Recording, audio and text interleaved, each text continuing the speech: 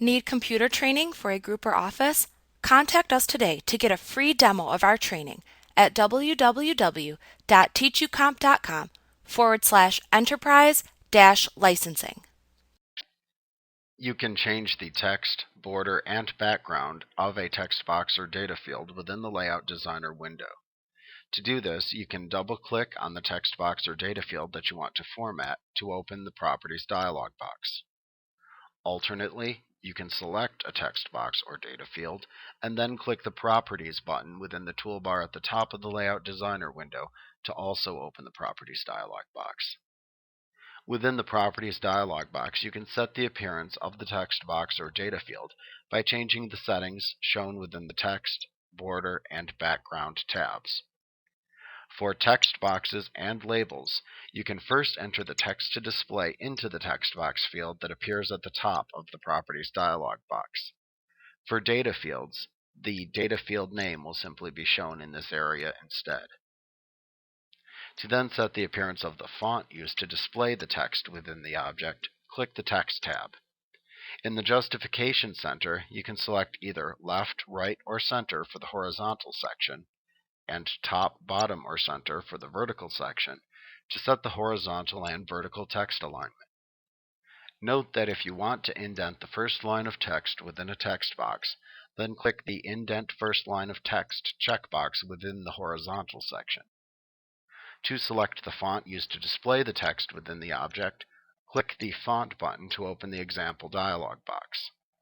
Here you can change the font, font style, size, effects, and color of the text within the object by making your choices from the fields shown within this dialog box.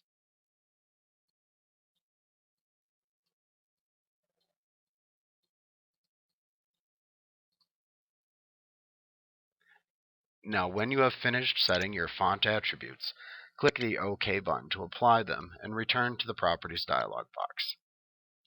You can change the font color for the object within the Text tab by clicking the Color button shown to open the Change Color dialog box.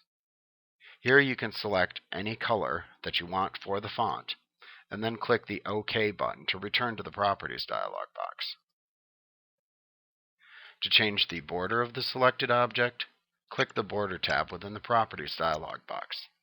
Then choose the sides of the object to apply a border to by checking the top, bottom, left, and right checkboxes as desired. If you apply a border to the object, you can select the increment used to round the corners of the border by making a selection from the Rounded Corners section. You can select the desired border pattern to use from the Pattern section, as well as select a desired border thickness from the Thickness section. You can click the Color button to open the Change Color dialog box, and here you can select a color for your border and then click the OK button to return to the Properties dialog box. To set a background color for the object, click the Background tab within the Properties dialog box. Then check the Fill Background checkbox. After checking this checkbox, then click the Color button shown to open the Change Color dialog box. Here you can select any color that you want for the background of the object, and then click the OK button to return to the Properties dialog box. Now, after you have finished applying any formatting settings that you want this object to have, click the OK button within the Properties dialog box to apply your changes to the selected text box or label.